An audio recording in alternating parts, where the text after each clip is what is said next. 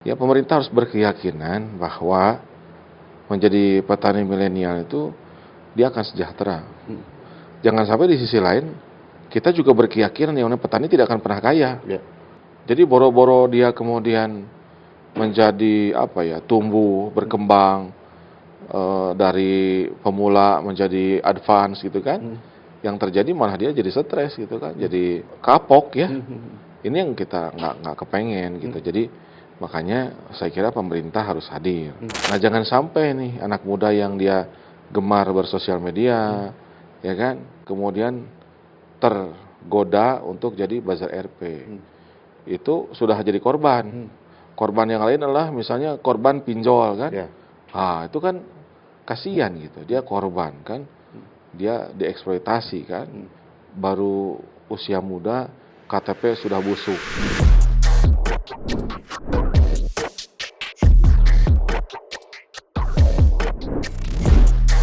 Assalamualaikum warahmatullahi wabarakatuh. Kembali lagi pendengar dan pemirsa RRI Net dimanapun Anda berada. Kali ini saya, Wildan Pratomo, akan mengupas tentang peran dari generasi muda dalam memajukan ataupun menentukan nasib masa depan bangsa bersama anggota Komisi 1 DPRD Jawa Barat, ada Bapak Haru Suwandaru yang saat ini sudah tepat bersama saya di samping kiri saya. Assalamualaikum warahmatullahi wabarakatuh. Assalamualaikum. Gimana kabarnya Pak Haru? Saya alhamdulillah. Alhamdulillah. Nah Pak Haru, ngomong-ngomong tentang generasi muda di Jawa Barat bahkan di Indonesia nih Pak. Nah ini kan saat ini tercatat menurut data yang dikeluarkan oleh KPU untuk daftar calon pemilih nanti itu sampai di angka 113 juta atau setara dengan 56% lebih nih Pak. Nah ini seperti apa sih nih Pak peran yang harus dilakukan oleh generasi muda kita untuk nantinya dapat memilih ataupun juga menentukan nasib masa depan bangsa kita nih Pak? Ya, saya kira dengan 54% itu kan berarti mayoritas. Ya. Kalau dalam demokrasi itu kalau ada mayoritas ya pemenang begitu. Artinya kalau pemenang ya berarti mereka sangat penting. Ya. Bukan hanya slogan ya. Istilah generasi muda penting, bukan. Ini angkanya signifikan, bukan 40%. Bukan 40%, ini 54%. Jadi sangat serius menurut saya. Jadi ya pemuda itu bukan pemimpin hari esok. Ya. Pemuda itu pemimpin hari ini. Nah, tinggal sekarang pemudanya siap nggak untuk mengambil peran. Saya kira sekarang zamannya, zamannya anak muda. Nah, ini peran-peran seperti apa sih Pak yang sebenarnya bisa diambil oleh anak-anak muda untuk merubah ataupun juga mengembangkan bangsa kita nih Pak? Ya, saya kira kan kalau sekarang tuh panggung negara tuh kan ada 5. Pertama sektor publik. Ya. Sektor publik salah satunya anggota DPR RI, DPD provinsi, DPRD kota kabupaten, kepala daerah provinsi, kepala daerah kota kabupaten. Itu sektor publik. Atau mau jadi ASN boleh. Mau jadi sekda, pegawai BUMN, ya kan? Atau saya mau di swasta, jadi profesional, boleh. Mau jadi pengusaha, boleh. Ya kan? Atau mau di sektor ketiga, saya mau jadi aktivis lingkungan, kemanusiaan, boleh. Atau di media, kayak Kang Wildan, ini kan praktisi media, silahkan. Kan dulu nggak ada tuh profesi YouTuber, nggak ada, profesi selebgram nggak ada, influencer nggak ada, konten media kreator nggak ada. Sekarang kan itu profesi yang baru, di media boleh, atau mau di kampus juga boleh. Jadi ada 5 panggung negara dan pemuda, silahkan Anda mau di mana, Anda suka yang mana gitu. Berarti sebenarnya tidak hanya harus duduk menjadi legislator ataupun juga jadi kepala daerah ya Pak untuk berkontribusi membangun negara ini ya Pak? Iya kan nggak mungkin DPD mau ngomong sama siapa, kan ngomong sama kepala daerah. Ya. Artinya di legislatif boleh pemuda tampil, ya kan? Di eksekutif silahkan. Di sektor ketiga mau jadi aktivis silahkan, atau mau di media. Ya kan, anak muda kan enaknya ngobrol sama anak muda lagi kan. Mereka satu frekuensi, bahasanya sama. Boleh. Atau mau di perguruan tinggi, mau di peneliti, mau jadi dosen, silakan. Jadi karena sekarang itu eranya era kolaboratif gitu ya, ada 5 segmen. Ya saya kira pemuda bisa di mana saja. Gitu. Memang kenapa sih Pak generasi muda ini harus bergerak, harus juga ikut berpartisipasi dalam upaya membangun bangsa ini nih Pak? Ya saya kira pertama karena tadi jumlah mereka banyak. Yang kedua generasi milenial, zilenial, bahkan gen alpha itu kan punya karakter. Misalnya mereka kreatif, ya kan, mereka multitasking, mereka cenderung apolitis, mereka senang dengan kegiatan kemanusiaan, mereka lebih independen. Ya. Ini kan karakter, Ya. ya kan? Ini karakter ini kalau dikembangkan ke arah positif bisa luar biasa. Tapi kalau nggak dikelola bisa jadi negatif, ya kan? Nah ini kalau nggak dikanalisasi, nggak jadi perhatian, ini bisa repot kita. Anak mudanya pada kemana? Yang ngurus negara orang tua, jadi nggak nyambung nanti gitu antara kebijakan negara, ya kan? Siapa yang diurusnya, ini kan nggak nyambung. Makanya anak muda saya kira harus ambil peran, take action gitu menurut saya. Nah sejauh ini apakah pemerintah ini sudah memberikan wadah ataupun juga perhatian seperti yang tadi disampaikan oleh Pak Haru nih Pak? Ya saya kira kalau di Jawa Barat kita masih harus mengakui ya, indeks pembangunan pemuda Jawa Barat kan masih berat ya. Masih di bawah 20 gitu kan rankingnya gitu kan di tingkat nasional. Artinya kan boleh dibilang belum juara, ya kan? Ya di waktu yang sebelumnya Pak Gubernur sempat menyampaikan bahwa ya Jawa Barat kan penduduknya banyak katanya kan, untuk naik 1 digit, 2 digit kan berat gitu kan, penduduknya banyak. Tapi kalau menurut saya ya tidak ada salahnya kita lebih berani gitu. Lebih berani memberikan peran, bukan peran yang sifatnya formalitas ya, bukan peran yang sifatnya apa ya, mungkin semacam apa ya, ya mungkin hanya sekedar gimmick aja. Saya berharap perannya memang peran yang signifikan.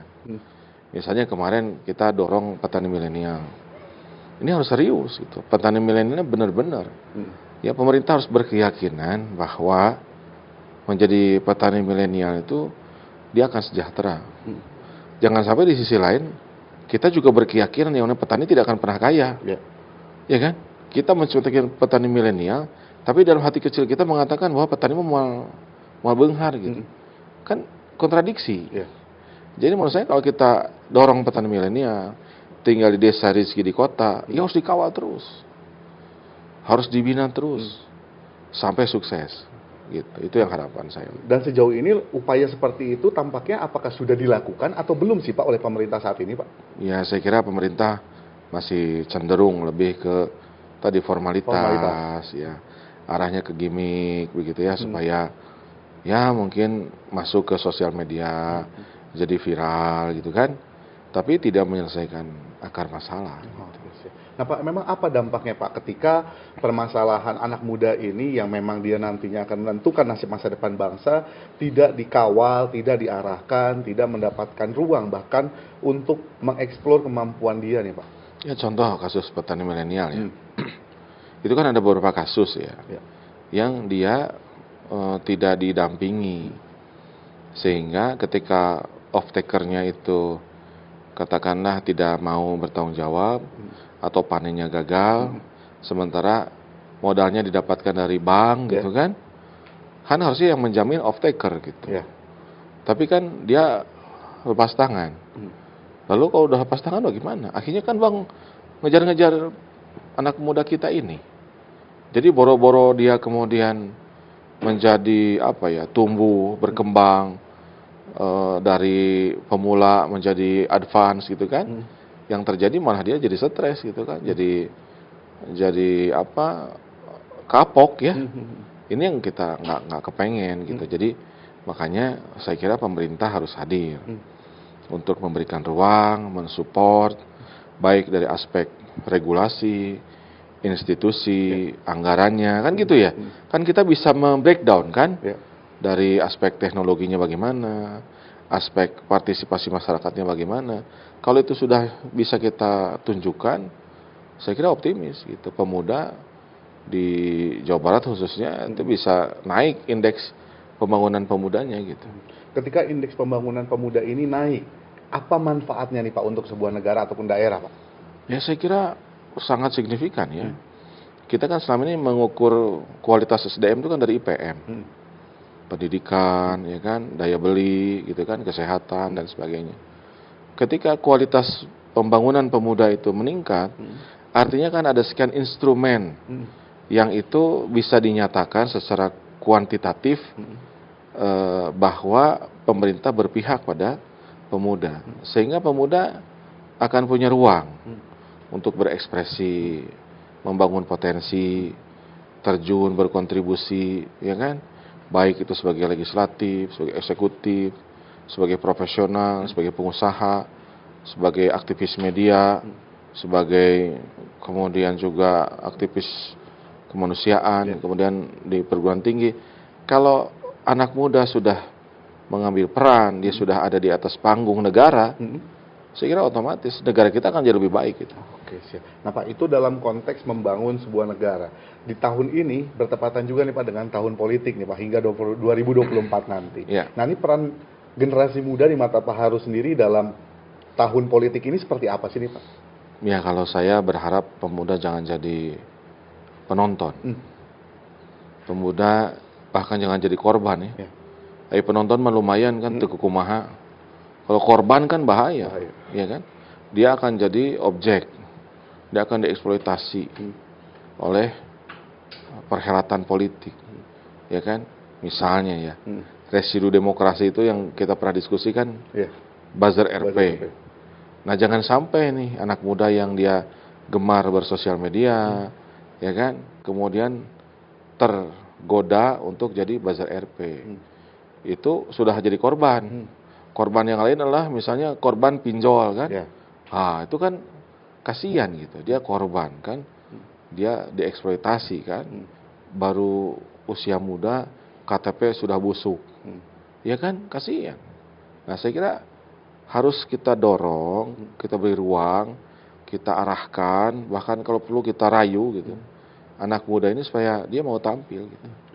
Untuk edukasi politiknya sendiri seperti apa Pak? Apakah sudah banyak dilakukan oleh teman-teman di DPRD maupun juga oleh pemerintah maupun khususnya untuk partai politik sendiri? Apakah edukasi politik terhadap generasi muda ini sampai hari ini sudah terus dilakukan secara masif Pak? Ya saya kira ini kan tanggung jawab bersama ya.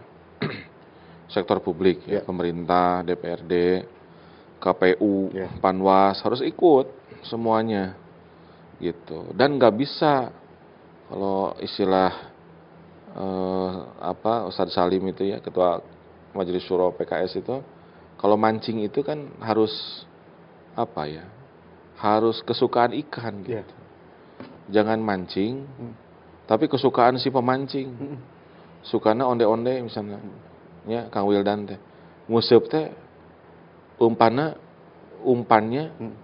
onde-onde, ya kan ikannya ketawa. Ini yang mancingnya kayaknya amatir gitu kan. Tapi kalau sama cacing, sama apalah ya kan, ada kalau tukang mancing mah suka punya resep ya kan. Ikan kan akhirnya seleranya bangkit ya. Waktu laparnya kapan? Ya kan? Sama ini juga anak muda juga. Jangan sampai anak muda diajakin tapi formatnya orang tua. Bubar gitu. Nggak nyambung. Ya.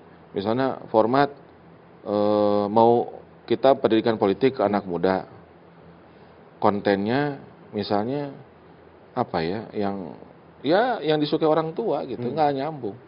Tapi kalau misalnya tempatnya di kafe, ya kan, terus misalnya ada selingan tentang job seekers, ada selingan tentang jadi barista, cooking class, kita mau masuk ya, itu akan masuk ke aspek pendidikan politik, mungkin akan lebih efektif dibandingkan langsung ini pendidikan pemilih pemula ya. Dari KPU ngomong undang-undang, pada tidur semuanya. Gitu. Berarti memang treatment dan polanya pun harus disesuaikan. Harus sesuai dengan siapa nih kita berhadapan. Siap. Nah Pak, ini kita melihat hari ini kan DCS sudah diumumkan oleh KPU, baik itu di RI maupun juga di DPRD Jawa Barat maupun juga untuk di kota kabupaten. Kita melihat mendalami banyak nih figur-figur anak muda. Nah ini Pak Haru gimana nih Pak, sebagai bisa dikatakan incumbent di Dewan, ini merasa ada ancaman gak sih nih Pak dari teman-teman generasi muda Pak? Ya kalau politik itu kan kompetisi ya, kompetisi. Bagaimanapun juga itu mah hari-hari, ya kan. Kita berinteraksi dengan orang yang punya pandangan berbeda, ya kan. Jadi kalau kita sebagai anggota Dewan yang melihat anak muda ya senang aja. Ya kan saya dulu saksi. Ya. Sekarang yang kemarin jadi saksi kan sudah anak saya. Hmm. 1. Besok anak saya 2 jadi saksi. Jadi ya anak-anak muda itu ya anak saya gitu. Jadi oleh karena itu ya yang harus kita lihat ini sebagai generasi muda, ini generasi penerus. Ini bahaya kalau orang tua mengaku anak muda kompetitor. Gitu. Bahaya kenapa tuh Pak? Ya kita secara sadar mungkin mengatakan ahlan wa sahlan, selamat datang. Gitu kan. Tapi alam bawah sadar ini kompetitor. Anak muda nggak dikasih ruang. Masalah, nanti akhirnya isi parlemen orang tua semua. Iya kan, baik di pusat, di provinsi, di kota, orang tua semua. Kalau anak muda nggak dikasih ruang, gitu. Orang sudah 3-4 periode masih bercokol saja nomor 1 kan kata saya nggak cocok. Harusnya dikasih ke anak muda, gitu kan. Orang tuanya ya mundur lah nomor 1, nomor di bawah. Makin senior turun lagi nomor 3 begitu kan, sesuai dengan periode, misalnya begitu. Jadi anak muda punya kesempatan untuk terpilih. Tapi kalau misalnya orang tua bertahan terus, ya kan, nggak apa-apa gitu. Cuma kan dia akan ditinggalkan oleh zaman. Dan ditinggalkan oleh zaman itu artinya ditinggalkan oleh konstituen. Ya kan? Pilihannya kita secara sadar melakukan proses suksesi, atau kita mau dipaksa gitu, oleh alam, oleh keadaan, sehingga akhirnya, ya kan, digantikan oleh yang muda. Begitu. Nah Pak, melihat jumlah pemilih yang sangat tinggi nih Pak, bahkan melebihi dari pemilih-pemilih yang lainnya, ada di angka 113 juta, bahkan di atas 56% datanya. Nah ini apakah menjadi momentum ataupun waktunya untuk anak muda mulai aktif terjun ke dunia politik nih Pak? Ya saya bilang tadi, pemuda itu bukan pemimpin hari esok. Itu mah kata orang tua. Pemuda itu pemimpin hari ini. Ayo tampil. Harus berani, bertanggung jawab, ya kan, siap belajar. Emang ada belajar yang enak? Kan nggak ada. Belajar naik sepeda aja mungkin jatuh. Mungkin belajar berenang mungkin ya keminumannya air kan nggak mungkin. Kecuali belajar sastra berenang. Tapi kalau orang berenang, naik sepeda, naik motor, pasti kan akan ada kesulitan. Jadi anak muda yang mau tampil di bidang politik, di bidang apapun, di bidang usaha, di bidang profesional, di bidang media, bidang apa saja, pasti akan menemui kesulitan. Tapi kalau Anda terima dengan ikhlas kesulitan itu, diatasi, dan kemudian bisa, ya berarti Anda sudah waktunya untuk tampil gitu. Baik. Nah Pak, melihat situasi perpolitikan hari ini nih Pak, di mana banyak banget isu-isu negatif yang mulai bermunculan di media sosial, yang itu pasti berdampak kepada rasa trust publik terhadap pemerintah maupun juga antipatinya terhadap pemilihan nanti. Nah Pak, nih bagaimana nih Pak cara Pak Haru untuk meminimalisir ataupun juga meminimalisir dampak-dampak yang ditimbulkan dari permasalahan-permasalahan itu Pak? Ya saya kira kan kalau politisi itu hukumannya 5 tahun sekali.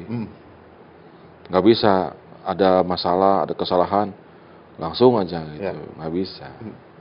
Jadi kalau kita tidak peduli gitu ya kan, tidak akomodatif, tidak menyesuaikan gitu kan, ataupun melakukan kesalahan berkali-kali, maka sanksinya tidak akan dipilih lagi. Jadi kalau sekarang penyelenggara pemilu main-main gitu, pemerintah cawe-cawe gitu ya kan, dia akan dihukum oleh zaman, dihukum oleh anak cucu kita sendiri, dan itu menyakitkan. Ya dicatat dalam sejarah dengan tinta hitam gitu ya kan, melakukan perbuatan tidak senonoh gitu, akan mempermalukan dirinya, anak cucunya gitu, bahwa dia melakukan sebuah perbuatan yang tidak pantas, perbuatan yang merugikan bangsa dan negara, bahkan pahit-pahitnya dicap sebagai pengkhianat kan, repot kan, gitu. Makanya ya saya berharap semua stakeholder, semua kepentingan ya kan, semuanya posisinya ya harus bisa menjaga diri, menjaga kredibilitas, integritas. Ya, kita ingin pemilu yang jujur, adil, terbuka gitu kan, transparan, akuntabel gitu. Pak, terakhir mungkin ada pesan untuk teman-teman milenial yang saat ini sedang mengikuti diskusi kita. Nah, ini seperti apa pesan dari Pak Haru untuk mereka agar nanti pada 14 Februari mereka tidak golput juga, mereka juga tentu mau berperan aktif nih Pak dalam kontestasi maupun juga tahapan-tahapan pemilu yang saat ini sedang kita hadapi bersama nih. Iya, pertama saya kira politik itu urusan kita bersama. Kalau kita tidak mau tahu tentang politik, maka boleh jadi kita jadi korban, ya kan? Korban politik. Kita tidak memilih, akhirnya terpilih pemimpin baik di tingkat pusat, tingkat provinsi, tingkat kota kabupaten, orang-orang yang tidak kompeten, orang-orang yang tidak bermoral, tidak punya integritas, tidak punya kredibilitas, akhirnya produk regulasi kebijakan publik, ya nanti kemudian akan terasa dan kembali kepada kita. Ketika kembali kepada kita, ya kita akan merasakan kayak apa gitu. Rasanya ketika produk regulasinya ternyata jauh dari keadilan sosial untuk seluruh rakyat Indonesia. Jauh dari aspek ketuhanan yang Maha Esa. Jauh dari aspek agama, jauh dari aspek moral kan. Jadi kita tidak mengambil peran, maka kita akan jadi korban. Oleh karena itu maka dari sekarang ya mari ini tanggung jawab kita bersama. Jangan golput, hadir, pilih siapapun yang menurut mereka pantas, ya kan, untuk menjadi wakil mereka baik di legislatif atau di eksekutif, baik pilpres ataupun kada wakada gitu. Baik. Terima kasih banyak Pak Haru atas waktu dan diskusinya. Dan demikian pendengar dan pemirsa RRI dimanapun Anda berada, perbincangan saya bersama anggota Komisi 1 DPRD Jawa Barat, Bapak Haru Suwandaru. Dari Bandung, Wildan Patomo melaporkan dan kembali ke studio.